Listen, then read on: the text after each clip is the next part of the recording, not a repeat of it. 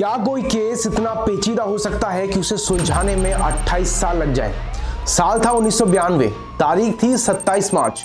एक लड़की सुबह के 4 बजे पढ़ने के लिए उठती है और उसके बाद मिलती है उसकी लाश। ये कहानी है केरल की बीना थॉमस उर्फ अभया की, जो 21 साल की है और कोट्टयम के पीयूष एक्स कॉन्वेंट में नन की पढ़ाई कर रही है और वही कॉन्वेंट में हॉस्टल में ही रहती है।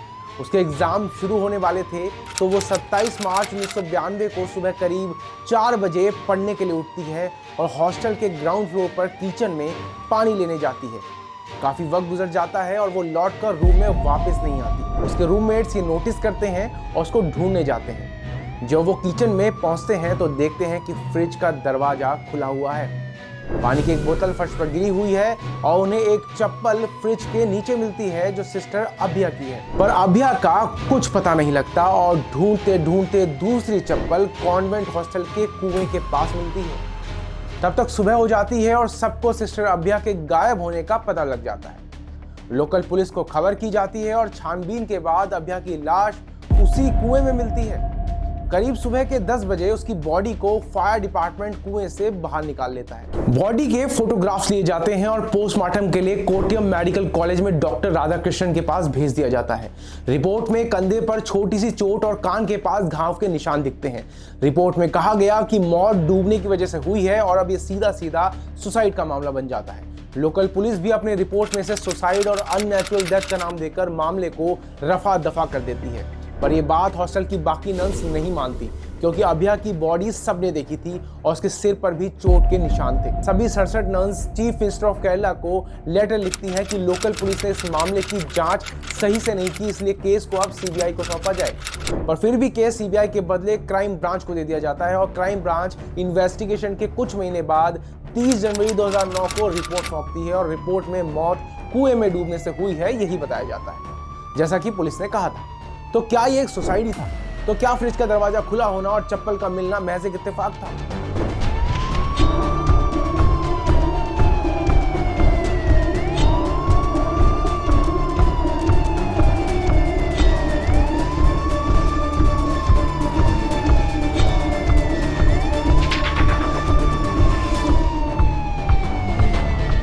क्राइम ब्रांच की रिपोर्ट को भी कोई सही नहीं मानता और उन पर इल्जाम लगाया जाता है कि उन्होंने एविडेंस को डिस्ट्रॉय कर दिया। अब 29 मार्च 1993 को मामला फाइनली सीबीआई के पास जाता है। Officer Varghese P Thomas team को सुपरवाइज कर रहे थे। 19 जनवरी 1994 को वर्गीस पी थॉमस ने कोच्चि में एक प्रेस कॉन्फ्रेंस बुलाई। इसमें बताया गया कि उन्होंने 30 दिसंबर 1993 को सीबीआई से इस्तीफा दे दिया था, क्योंकि उन पर उनके सीनियर वी त्यागराजन ने दबाव बनाया था कि वो अभया केस को मर्डर नहीं सुसाइड का नाम दे, जो उनके हिसाब से सही नहीं था। इस प्रेस कॉन्फ्रेंस की वजह से अभया केस ने पूरे इंडिया की मीडिया का ध्यान अपनी ओर खींच लिया। अब साल आया 1995। सीबीआई एक डमी टेस्ट कंडक्ट करती है, जिसमें डमी को सिस्टर अभया जैसा लुक दिया जाता है और कुएं में अलग अलग एंगल से फेंक दिया जाता है और ये नोटिस किया जाता है कि डमी को कहां-कहां चोट लगी है और वो सिस्टर अभया की चोट से कितना मिलती है, पर इसका भी कोई फायदा नहीं होता। 1996 में सीबीआई टीम अपनी पहली फाइनल रिपोर्ट सबमिट करती है, जिसे कोर्ट अप्रूव नहीं करती, क्योंकि रिपोर्ट में लिखा था कि ये पता नहीं लग पाया है कि सुसाइड है या मर्डर।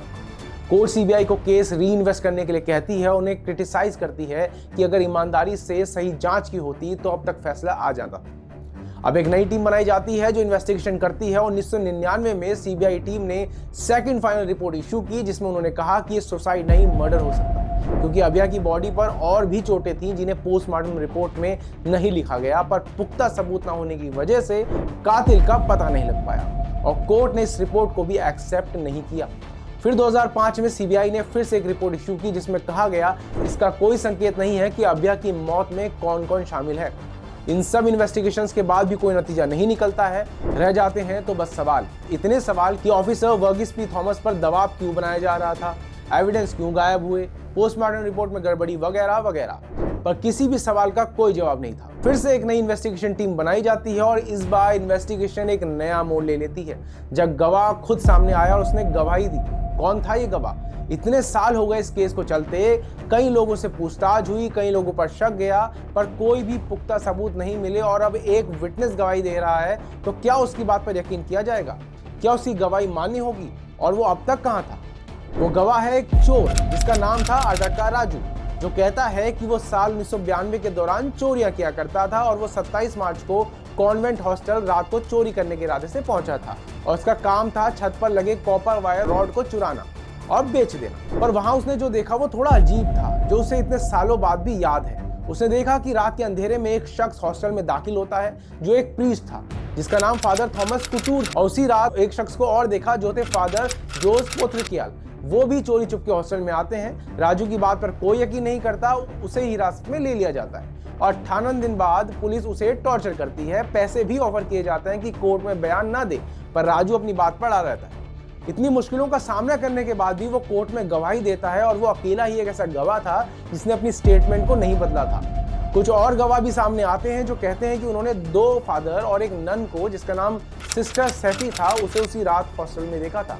वो तीनों शक के दायरे में आ जाते हैं। अगस्त 2007 में CBI team narco test conduct करती है और टेस्ट रिपोर्ट और सीडी को high court of chief justice magistrates court में भेजा जाता है। जब रिपोर्ट आती है तो पता लगता है कि रिपोर्ट के साथ छेड़छाड़ हुई है और इसका पता लगाने के लिए डॉक्टर मालिनी से पूछताछ की जाती है, जो बैंगलोर नार्कोटिक सेंटर की असिस्टेंट डायरेक्टर थी। पर बैंगलोर लैब ने ऐसे किसी भी छेड़छाड़ के मामले की जानकारी होने से मना कर दिया। जस्टिस हेमा ने कहा कि नार्को एनालिसिस सीडी के साथ छेड़छाड़ हुई है और उन्होंने ओरिजिनल सीडी को कोर्ट में लाने का ऑर्डर दिया है। 19 नवंबर 2008 को दोनों फादर और सिस्टर सेफी को अरेस्ट कर लिया जाता है और उन पर कार्रवाई होती है, पर पुख्ता सबूत न होने की वजह से 1 जनवरी 2009 को उन्हें बेल मिल जाती है। इसके बाद सालों तक कोर्ट में ये केस चलता है। फादर जोस पोथ्रिकियल के खिलाफ कोई सबूत न होने की वजह से उन्हें छोड़ दिया गया, पर फादर कुटूर और सिस्टर सैफी के खिलाफ सीबीआई ने चार्जशीट फाइल कर दी। अगस्त 2019 में पहली बार इस केस का ट्रायल शुरू हुआ और 22 दिसंबर 2020 को कोर्ट ने फादर कुटूर और सिस्टर सैफी को अभिया के कत्ल का दोषी ठहरा दिया। 23 दिसंबर 2020 को कोर्ट ने इन दोनों को उम्र कैद की सजा और इसके साथ ही 5-5 लाख रुपए का फाइन लगाया। तो अब सवाल यह है कि सिस्टर अभिया का कत्ल किया क्यों गया और ये पता करने में इतना वक्त क्यों लग गया। सिस्टर सैफी का फादर कुटूर और फादर जोस पोथ्रिकियल के साथ रिलेशन था और 27 मार्च को सुबह 4 बजे जब अभिया किचन में जाती है तो वो इन तीनों को कॉम्प्रोमाइजिंग सिचुएशन में देख लेती है और ये तीनों घबरा जाते हैं। इन्हें ये डर था कि अभिया सबको बता देगी। फादर थॉमस कुटूर उसका हाथ पकड़ते हैं और गला दबाते हैं। सिस्टर सैफी वहीं किचन में रखे हुए एक हथौड़े से उसके सिर पर वार कर देती है और जब उन्हें लगता है कि वो मर गई है तो तीनों उसे उठाकर कुएं में फेंक देते हैं। इन तीनों के रिलेशन के बारे में हॉस्टल की कुछ नन्स और स्टाफ पहले से जानते थे। वो अब अपना मुंह खोलते हैं जब अटक्का राजू गवाही देता है कि उसने दोनों फादर उस दिन हॉस्टल में नर्स को देखा था और ऐसे पूरा केस क्लियर हो जाता है। इस केस को longest murder investigation case of state कहा गया क्योंकि 28 साल का वक्त लग गया इसको समझने में कि ये सुसाइड था कि कत्ल। फिर मिलेंगे अपराध की एक नई गुत्थी के साथ। आप लोग देखते रहिए अनलॉक फाइल्स।